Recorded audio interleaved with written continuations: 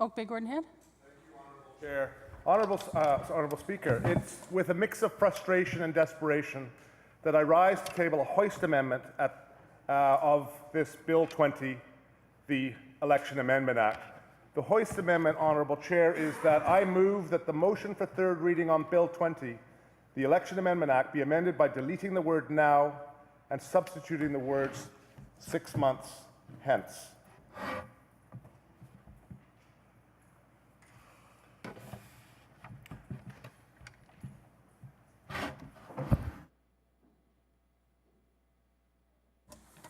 Honourable members, the member was on his feet and I apologize. Please proceed. Thank you, Honourable Speaker. Honourable Speaker, I feel that this bill is fundamentally at odds with what is in British Columbia's best interests. We've seen amendments brought in at the last possible moment to address concerns of the Privacy Commissioner. The Commissioner's concerns have been public knowledge for over a month, and yet the government's amendments are circulated the day before the final debate on this bill is due to take place, preventing a proper view of the proposed changes. The Privacy Commissioner first wrote a letter to government regarding Bill 20 on April the 13th, 2015, expressing serious concerns with aspects of this bill and urged the government to withdraw sections which amended Section 51(2) of the Election Act. These provisions would give political parties the ability to receive information on who voted at the end of an election. Her concerns were related to how this information would be used, especially since making the information available after the election runs contrary to the government's stated purpose that this information was to be used for getting out the vote. Far from providing new tools for political parties to increase voter turnout, in my view, there are legitimate concerns that provisions in this legislation could be used to do the opposite. The members of the official opposition have spoken at great length during committee stage about the importance of our democratic reform and the need to reinvigorate our democracy. Over the course of this session, for example, as well, they've introduced the Parliamentary Calendar Act, the Legislative Standing Committee Reform Act, the Fixed Fall Election Amendment Act, the Youth Voter Registration Act, the Whistleblower Protection Act, the Members' Conflict of Interest Amendment Act, the Open Government Act, the Lobbyist Registry Reform Act, the Electronic Petitions Act, the Fairness in Financing Local Government Elections Act, and the Campaign Finance Reform Act. According to the members who tabled these bills, each is intended in one way or another to help enhance our democracy by, for instance, improving how we finance our elections, hold our governments accountable, and engage British Columbians. Over the course of the debates on Bill 20 carried through the committee stage, the members of the official opposition have raised several concerns. I would like to take a moment to dial in on one in particular, because it is of the utmost importance for the point I'm about to make. The members of the official opposition have spoken substantially about the declining voter turnout that we have seen over the past several decades. To quote the member from Vancouver Fairview, "When many of us were growing up, it was not uncommon to see voter turnouts in the 70s and 80s. When we now see voter turnouts of 54%, called an increase in voter turnout, we should be alarmed." Similarly, to quote the member from Port Coquitlam, "I think all of us in this chamber, and in fact people outside this chamber, have expressed concern about the decline in voter participation over the last few decades. There's a constant desire to look at how we can increase voter turnout and how we can engage voter turnout." They are not alone, Honourable Speaker. Almost every opposition speaker who stood up to speak to this bill and who raised questions during committee stage spoke about this concern. One of the key solutions that members of the official opposition proposed was to register youth as voters as early as 16. This came up several times, Honourable Speaker, both through official opposition questioning and my own questioning to the Minister during committee stage. I, of course, have been actively promoting this idea also for quite some time. However, I think there's an important point here, Honourable Speaker. The members who spoke in favour of this solution also generally recognise that on its own, it's not enough. It's certainly a step in the right direction, but increasing voter turnout requires much more. It requires giving voters something to vote for. In fact, the three ridings with the highest voter turnout in the 2013 provincial election were number 1, Oak Bay Gordon Head, the riding that I represent. Number 2, Saanich North and the Islands, the riding that the member from Saanich North and the Islands behind me here represents, in a riding that my colleague Adam Olson ran in a very close three-way race. And third, Honourable Speaker, the riding from Delta South, where 68% voter turnout existed. and the member stands not here right now, would typically be right. Oh, the member is just to my left here, sitting off camera, and I welcome the member from Delta South. What these three ridings have in common is that all of them had a strong, credible, and viable third candidate who inspired people to get out to the polls, who gave them something to vote for, Honourable Speaker, as opposed to vote against, traditionally in our vote-splitting arguments. This brings me to the point at hand. In its current form, Bill 20 would make a significant change to laws surrounding the voter list. This came out time and time again during questioning in the committee stage. At time and time again, it appeared that this bill had not been thought out to the level of detail that we had expected for a bill like this to be brought before us. This bill would give political parties and any candidates access to information about who votes and who does not vote. The opposition has spoken about the privacy concerns surrounding this change. They have, as I have highlighted, the concerns of the private. They have, as I have, highlighted the concerns of the Privacy Commissioner. In fact, Honourable Speaker, the member for Saanich North and the Islands quoted the Privacy Commissioner specifically by saying this: "There must be clear limits on the use and disclosure of this personal information by political parties. For example, permitted uses of this information for electoral purposes, as set out in Section 275 of the Election Act, should be clearly defined, and political parties should be prohibited from using the information for commercial purposes or disclosing this information to any other organization or public body." Honourable Speaker, during questioning during committee stage, we were certainly unsatisfied that the steps have been taken to ensure that this would be the case. Now, while I agree with these concerns, I believe that both government and the official opposition have missed a key point. There has been no consultation about whether a political party or candidate should even have the right to know if somebody has voted or not. Until such a time that that question is actually asked and discussed, in my view, the information is the purview of the voter and the chief electoral officer and no one else. Putting aside the questions of privacy that I'll discuss a little later, I want to turn to a separate issue that is the core of the government's stated purpose for bringing this bill forward: voter turnout, a statement that we explored in great detail, Honourable Speaker, during committee stage. We've seen very clearly from other jurisdictions where voter turnout information is already available that more often than not, it's used to slice and dice voter lists so that political parties can get more bang for their buck. They do this by focusing more of their resources on targeting people who have a tendency to vote, because they know, as we do, that one of the biggest indicators and predictors of whether or not a person will vote in the next election is if they voted in the last election, a question I explored in some detail during committee stage. Contrary to all of the talking points about how this change will help increase voter turnout, the evidence shows quite clearly that it will actually support political parties to focus more than ever on the subset of registered voters who actually vote. Non-voters will run the risk of being neglected as parties focus their limited resources on those people deemed most likely to be worth the investment. This isn't idle speculation, Honourable Speaker. It's found in study after study into how political parties in North America compete in elections. This is especially relevant in our first-past-the-post system, where rather than seeking a majority, parties only need to seek a plurality of voters, greatly reducing the number of voter contacts some parties feel that are necessary to win. Honourable Speaker, it goes even further. Once parties know who actually votes, they can then layer their own support data on top of this and ascertain who their opponents' supporters likely are. We saw this very clearly in the last election, Honourable Speaker, and in fact we see this in almost every election, the use of tactics that border on voter suppression in trying to convince your opponent's supporters to stay home and not vote. We saw this, Honourable Speaker, when the BC NDP phoned voters in my riding, telling them that if they vote for me, they will split the vote and elect a Liberal, despite no evidence at all to back up that claim.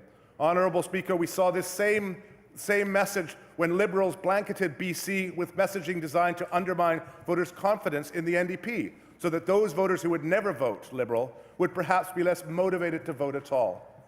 In second reading of this bill, Honourable Speaker, and explored further at the committee stage, the Minister of Justice dismissed suggestions that parties might use this information to, and I quote, essentially badger non-voters through repeated and unwanted communications, end quote, by saying, quote, why would a party do that, question mark. The goal for any political party is to gain voter support. The last thing you would want to do is alienate voters through unwanted contact, end quote. Oh, the naivety, Honourable Speaker, of the Minister for quoting such fine words that I obviously agree with, but in practice they do not play out as the evidence I showed before suggests. It's clearly seen in the above two examples. This claim that political parties would never act in abusive ways is simply not borne out by the evidence. A more publicized example, of course, is the robocall scandal in the last federal election. In this instance, supporters of certain parties were called and told that their polling had changed. The caller purported to be from Elections Canada, but was in fact a partisan attempt to suppress votes from other parties. Now, Honourable Speaker, the relevance of that, of course, is that, as I raised in committee stage, the sections that were being brought into the Election Act here in British Columbia mirror those sections that were brought into the Election Act federally as an attempt to actually find ways, I would argue, to skirt around the election financing requirements that were brought in by successive governments federally. And we're seeing the trend here as well, and that was clearly evident from the questioning during committee stage. By giving political parties and candidates access to the voters list, including information on who voted, we will be allowing those parties to run more targeted and effective voter suppression campaigns. No longer will they need to waste resources blanketing a riding or an entire voter list. Now they would be able to target just that subset of voters that they know for a fact are more likely to vote. And they can throw even more resources at them, thanks to the savings they receive from not spending resources on non-voters. This change is not about increasing voter turnout, Honourable Speaker, or reinvigorating our democracy, Honourable Speaker. And if the members of this House truly care about this goal, they will agree with me that we need more time to consider the changes we are about to make so we can find other ways to truly increase voter turnout. For example, we could read again the report provided in the fall of last year from the Chief Electoral Officer, which clearly outlined the his top two priorities being, one, voter registration of youth at the age of 16 and 17, and two, introducing on a trial basis innovative ways of actually conducting election voting. The member from Vancouver-Langara also rose courageously in this House to speak against the provisions of the Act as she feels, and they quote, do not improve our democracy, do not improve our ability to increase voter turnout, nor produce better oversight of election results, end quote. This is not a common occurrence to see a government MLA speak out against a piece of legislation, and I believe it demonstrates the seriousness of what we are considering here, Honourable Speaker. The member laid out an elegant critique of these provisions. I stand to speak, she said, out against these changes because I know that they do not have anything to do with improving voter turnout or improving our democracy. Quite simply, these changes are in the interests of political parties, not in the interests of individual British Columbian voters. Honourable Speaker, the member from Vancouver-Langara talked to her constituents, listened to her constituents, and recognized that her constituents did not support this bill. And I wonder, Honourable Speaker, if others in this House, on that side of the House, have done the same. There are a lot of ways to improve voter turnout, Honourable Speaker, and the member noted that these don't involve violating people's privacy. The member went out and talked to the constituents, as I said. She discussed it with them, and again, to quote from her speech, voters do not want political parties to have more information about them, including whether or not they voted. When asked, people distrust political parties and politicians and believe in the majority that political parties, if they could, would manipulate election results, Honourable Speaker. Wow, is that not a testament to the reason why voter turnout is actually declining? The increased lack of trust, the increased belief in people that politicians are not trustworthy, that if they could, they would manipulate election results? Honourable Speaker, this is why the member from Vancouver-Langara spoke out against it, and it's why I have spoken out against it. It's why the member from Delta South has spoken out against it. It's why the members on the official opposition have spoken out against it. The members from Vancouver-Langara's concern was that this change would only make people more cynical, more guarded and more skeptical about their relationship with politics. It was not the commercial uses that worried her constituents, but the use of the information for targeted political pressure. I would not for one moment, Honourable Speaker, presume to know whether the member from Vancouver-Langara feels that the government's last-minute amendments address her concerns. But what I do know is that I listened closely to her speech and found myself sharing many of her original concerns, and that these last-minute amendments that we discussed and explored in committee stage only amplified my concerns for the political occurrence of abuse. Despite claiming that these amendments addressed the Privacy Commissioner's concerns, the Minister of Justice, and I quote, did not feel it was necessary, end quote, to run the amendments past the Privacy Commissioner when asked if she had consulted with the office. This has as much to do with the content of the amendments as the manner in which they have been introduced into the Legislature. They have been slipped in at the last possible moment. Before the break, the Office of the Privacy Commissioner issued a statement on these amendments. While acknowledging that an attempt had been made to address her office's concerns, I reiterate that in her original letter, she commented that the best course of action would be to withdraw the provisions of this bill related to providing voter turnout information. As I stated earlier today, I do not think this is a thoughtful manner for government to propose amendments to legislation, especially when it concerns fundamental issues of privacy.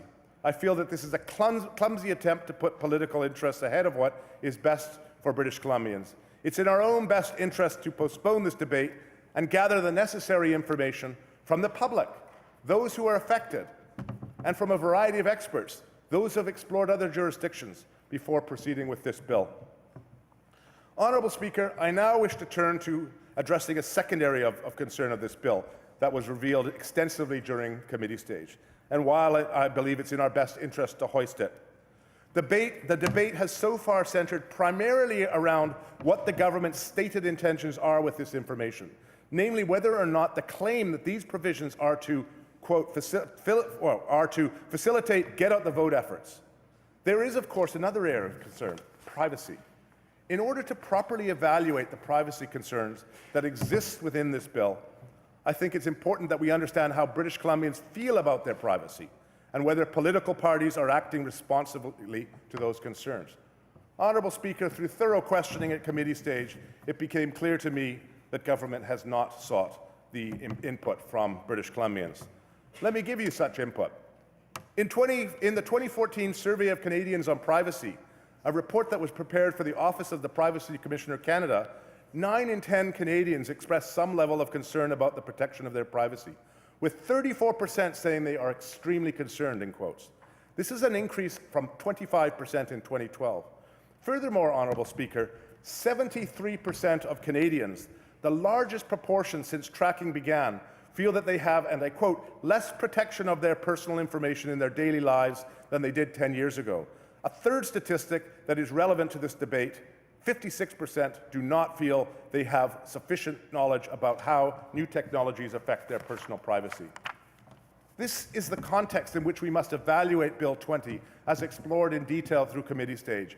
A massive majority feeling they have less control over their personal information, a growing number of people expressing serious concerns about their level of protection, and a majority, Honourable Speaker, feeling they do not possess sufficient knowledge to evaluate how new technology affects their privacy.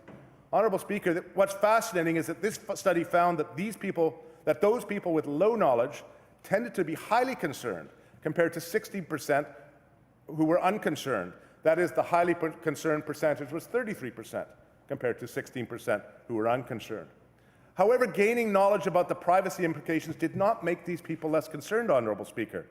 Those with knowledge still were overwhelmingly, and I quote, highly concerned, end quote, that's 26%, as opposed to being unconcerned, 6%.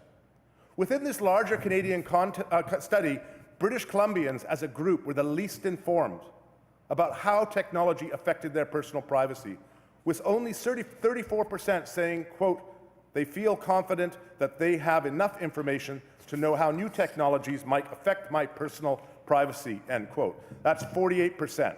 That's compared to 48% in the Atlantic, 46% in Ontario, and 41% in the Prairies, Honourable Speaker.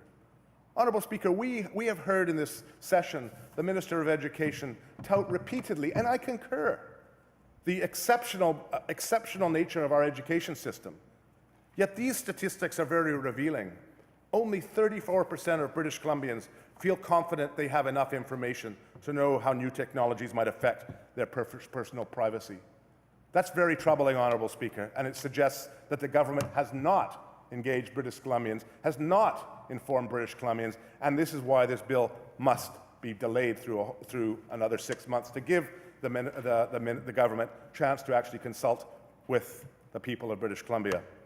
So let's have a look at how Bill 20 fares when looked through this lens of privacy. Bill 20 would provide political parties with a complete set of data on who in the province is voting. It would also, due to the last-minute amendments moved by the government and passed at committee stage, allow candidates in an upcoming election and people who were candidates in a past election to receive the information about who voted in the riding. And this certainly constitutes more information about British Columbians that may be used in unforeseen ways. As I stated above, despite the government's suggestion that the information would be used responsibly, I think it's imperative upon us that we consider the possible abuses permitted by the legislation.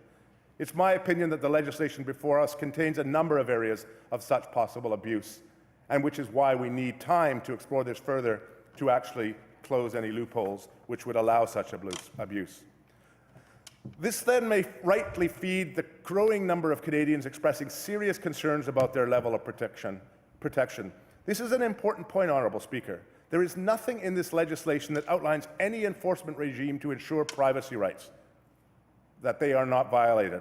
Certainly we have the government's new addition of a privacy policy requirement, but with such a lack of detail about how this will work, with no legislated enforcement, and with no clear involvement of the Privacy Commissioner in the legislation, it's hard to assess the level of protection afforded British Columbians.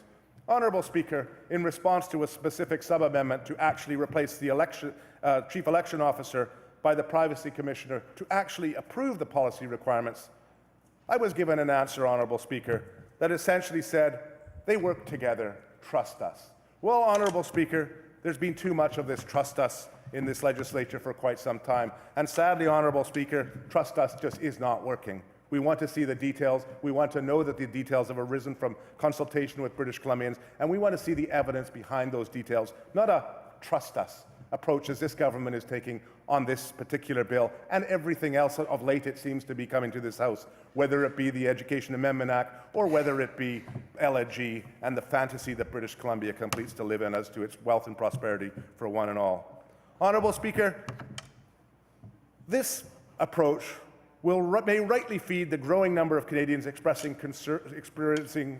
serious concerns about their level of protection. And again, this is an important point. There's nothing that outlines any enforcement to ensure the privacy rights in this bill. I re-emphasize that. Another important point is the total lack of consultation concerning the change. Providing voter information was not recommended by the Privacy Commissioner, but was instead expressed by political parties as worthy of exploration. At no point has there been any attempt to properly assess whether British Columbians support this change, or indeed whether they are even aware this change is taking place. Looking at privacy concerns, then, this legislation only feeds feelings of a loss of control by the electorate. It constitutes a change whose full implications we cannot rightly assume British Columbians are aware of. To sum up this argument, Honourable Speaker, then, this legislation is being considered without addressing the overriding privacy concerns that are being expressed by British Columbians. It does not clearly lay out a regime that British Columbians could feel confident about, and in fact is being brought forward in a rushed manner where amendments and sub-amendments are brought to the bear at the last possible moment. I think it's important that we consider additional evidence analysis of privacy considerations for political parties as I make my argument that this bill needs to be hoisted. So what else does the evidence tell us about privacy? A critical concern for political parties should be that Canadians feel more confident giving personal information to organizations when they feel confident in or trust that organization. As the member from Vancouver-Langara pointed out, trust, in quotes, in political parties from the electorate is depleted. We regularly see the reports of cynicism about politics. The minister's own talking points cite the lack of engagement in political parties as a key reason this is being brought forward. And yet the manner in which it has been brought forward would refute this, as amendments have appeared at the last moment, appearing to have skirted a proper review from a privacy commissioner. Is this the best way to bring legislation forward concerning privacy when transparency and expert opinion are so critical in building trust? I think not, Honourable Speaker. I want to look at this bill from another angle as well.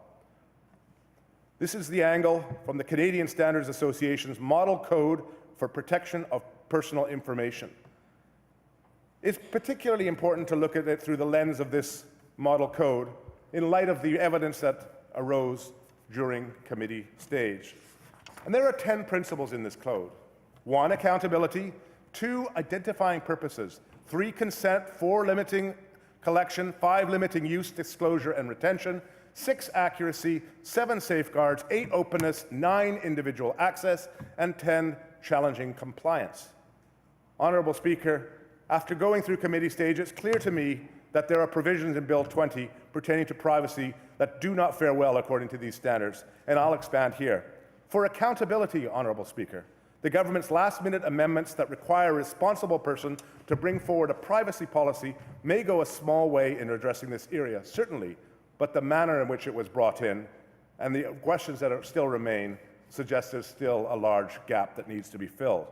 For identifying purposes, Honourable Speaker, in my view, Bill 20 fails to align the stated purpose, which was increasing voter turnout in an election, with the manner in which the information is gathered by, and I quote, by request after the election has taken place. It seems like a stretch to link this to voter engagement for the reasons I have given earlier and during committee stage. We don't today, as of this date, Honourable Speaker, have an invention called a time machine to use such information to increase the voter turnout in an election that has already happened. For consent, Honourable Speaker, Bill 20 fails spectacularly. Not only are the provisions related to privacy advanced by the political parties and not Elections BC, there have been limited attempts to actually inform or educate British Columbians as to what information may become available. This is one of the more important issues concerning privacy in my view. As politicians, we are in a unique position to legislate ourselves to the access to more information. It's shocking that we're taking advantage of this. I feel it's therefore our responsibility to ensure that we have adequately consulted with the public. While we cannot expect everyone to take time from their busy lives to read up on the privacy policy and inform themselves about Bill 20, we thankfully have created an independent office to look after these concerns. However, Honourable Speaker, if we skirt around this office, limiting its ability to do its job, I feel we are failing to ensure the consent for this change. Honourable Speaker, with limiting collection, I have similar concerns to identifying purpose. The collection of this information is not limited in such a way that it is clearly used only for increasing voter turnout. The fact that this information is gathered by political parties after an election limits the applicability of the data to its stated purpose, to increase voter turnout. Honourable Speaker, I retract all of this once a time machine is invented and we can actually go back and use this data in an election that has already occurred. But as of this point, such a machine does not exist. For limiting use, disclosure, and retention, Honourable Speaker, I feel that we can legitimately question the retention aspect of the voter information. I attempted to address this with amendments to earlier sections of the bill during committee stage, to require the destruction of this information once the election was over. Not to belabor the point, but if the purpose is to drive voter turnout up, why are we receiving this personal information after an election, and why would parties need to retain this information? Honourable Speaker, they wouldn't. They wouldn't need this information, and that became very clear during questioning at committee stage. For accuracy, this bill would ensure that parties can keep this information up to date. Although I'm not sure that that is exclusively a good thing, as I think there are legitimate concerns that this information could be misused. With regard to safeguards, Honourable Speaker, I've spoken earlier about my concerns that this bill does not lay out a legislative regime where information is being adequately protected. This really comes down to 2 points. The Privacy Commissioner does not have a legislative role in this Act, despite the clear triggering of her jurisdiction, and despite the fact that we tried in amendments to get that legislative role included. And 2, there is nothing in this legislation that speaks to enforcement of the, quote, privacy policy, quote, that must be created to access this data we're left, Honourable Speaker, with a trust us, it'll work out kind of approach to this. And we've given examples, both in committee stage and here I've given others, to show that trust us simply is not good enough. In looking at openness, Honourable Speaker, it remains to be seen whether these privacy policies will contain a requirement that they may be made publicly accessible. I don't know. You don't know. We haven't been told. Trust us is the answer we get. With individual access, Honourable Speaker, British Columbians should expect to be made aware of the existence, use and disclosure of their information. To a certain extent, technology is changing the rules about data acquisition, but we must be careful that we don't swing that pendulum too far. And finally, Honourable Speaker, with challenging compliance, I feel that Bill 20 provides no guidance except that a privacy policy must be accessible to the Chief Electoral Officer of Elections BC. There's no guarantee specificity about how compliance can be assured, and this was ever so evident during committee stage. Honourable Speaker, the Canadian Standards Association's Model Code for Protection of Personal Information may or may not be the appropriate tool to use in analysing this piece of legislation. It is certainly one that would look favourably upon certain provisions in this bill, however, without an ability to adequately consult the Privacy Commissioner to ascertain whether amendments that are tabled at the last minute address all of her concerns, or whether other amendments that were put forward by members of this legislature would have addressed them even better or completely or not at all. Without this information, I am left to find whatever other tool I can, and it is the use of the Canadian Standards Association's Model Code for protection of personal information. So, Honourable Speaker, in conclusion, it's fitting to conclude this section by quoting directly from the Privacy Commissioner's letter to the Minister on Bill 20, so that it is clearly on the record what it is that we are voting on. And I quote, "The amendment to Section 51, bracket 2, bracket, however, extends beyond the objective of increasing voter turnout. This is because it authorizes the release of voter participation information to political parties after an election or by-election. Unlike the disclosures discussed in the previous paragraph, which codify an existing practice and are directly tied to getting out the vote on voting day, the purpose of this disclosure is for political parties to receive personal information in a comprehensive and accessible format after voting day in order to perform analytics and other uses. This disclosure was not recommended by the Chief Electoral Officer, and the purpose of this disclosure is not directly tied to getting out the vote. It's also not a disclosure allowed by most provinces in Canada," end quote. These aren't my words, Honourable Speaker. These are the words of the Privacy Commissioner. These are words that should have been adhered to. Yet, trust us, it'll work out, is the answer that we get. Honourable Speaker, the original reason the Legislature authorized Elections BC to compile a list of voters was for the purpose of administering elections. I'm deeply concerned that the proposed amendments allow for other uses and expand the already broad ability of political parties to collect information about voter participation. It would also certainly exceed what British Columbians anticipate when they provide their names to the Elections BC. Given I do not believe that there has been any public consultation on this expanded use of the voters list, if this act were to proceed, Elections BC would be disclosing personal information that is likely to be linked with other information in political party databases and elsewhere. This linking and the associated analytics can be used for creating voter profiles, targeting voters, fundraising, sharing data across systems for secondary purposes, collecting non-consensual information, inappropriate communication from parties, and other intrusive uses, Honourable Speaker. And this became absolutely apparent during committee stage as members in the opposition probed the minister on various sections in the proposed bill. I'm not persuaded that any of these uses are consistent with the foundational purpose for which the compilation of the list was originally permitted. Honourable Speaker, given the above, I urge government to withdraw the proposed amendments to Section 51. Personal information, the proposed amendment, to Section 51. Personal information compiled for efficiently administering elections should not, from a privacy point of view, be provided to political parties for their broader use. People are not data points, Honourable Speaker, and they should not be treated as such.